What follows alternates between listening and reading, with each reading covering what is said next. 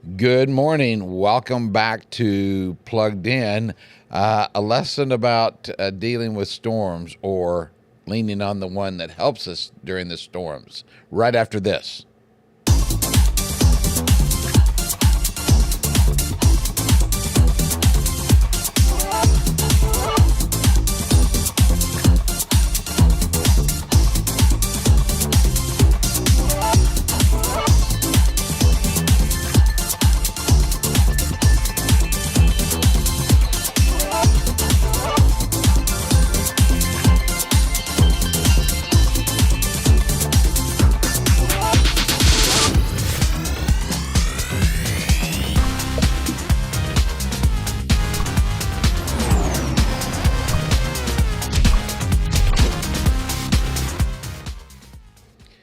Well, it's good to be back with you. We're starting a whole new month today, June 1.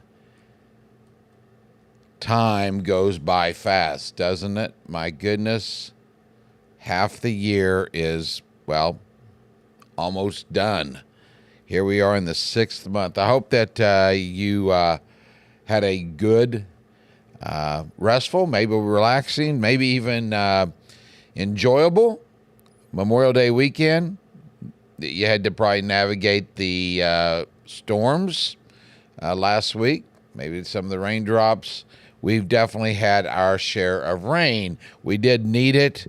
I actually wrote this lesson a couple of weeks ago in light of something else, not knowing that there would be some connection to it in some ways of what we've been dealing with here in Missouri.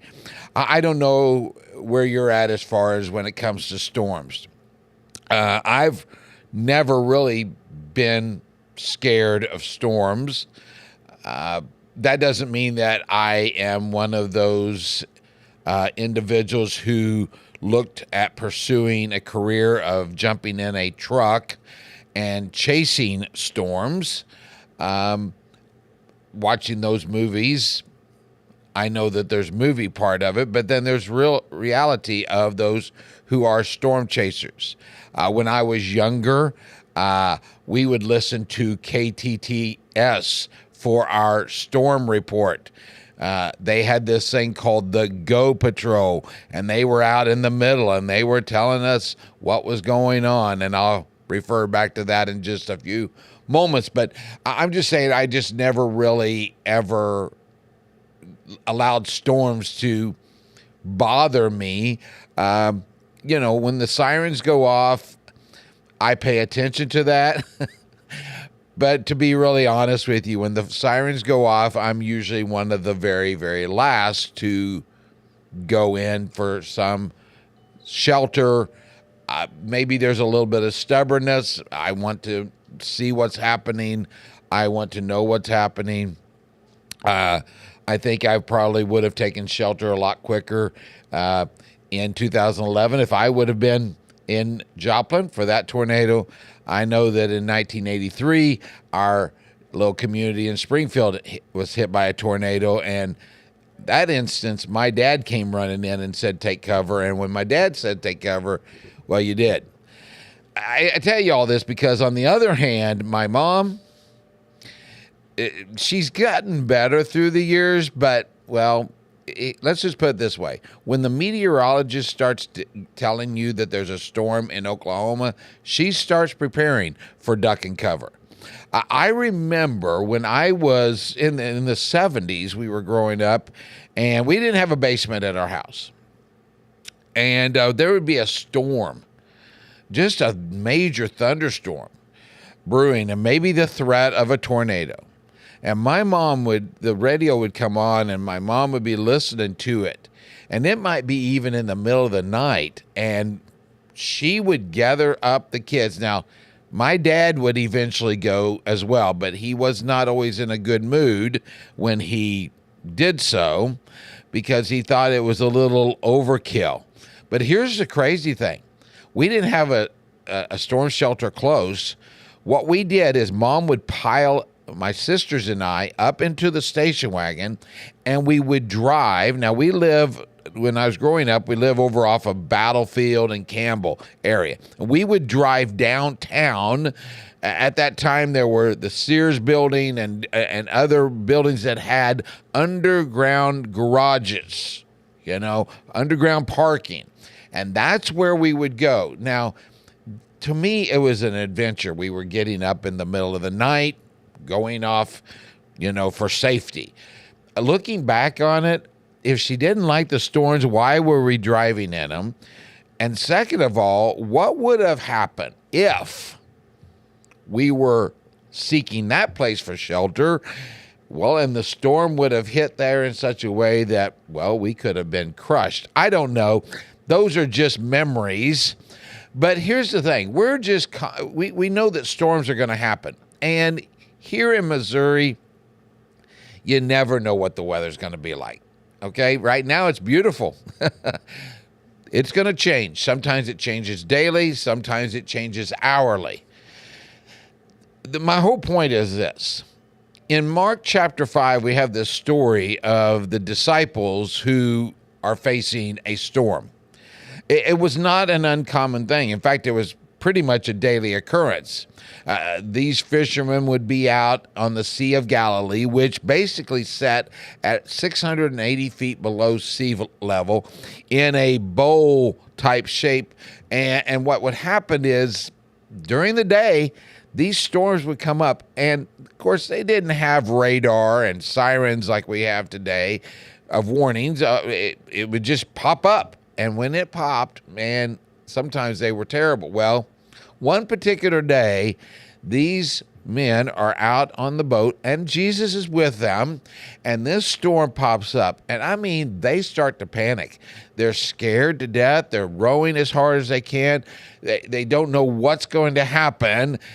And what's bothering them even more is that Jesus is over in the corner of the boat sleeping. This happens. Here's what Mark chapter 4, actually it's in chapter 4, I told you chapter 5, but in Mark 4 it says this: there was a furious squall that came up, and the waves broke over the boat so that it was severely swamped. These disciples were panicking. They were thinking that this storm was going to do them in. But the disciples looked over and they see Jesus sleeping, and they ask him this question: don't you care if we drown?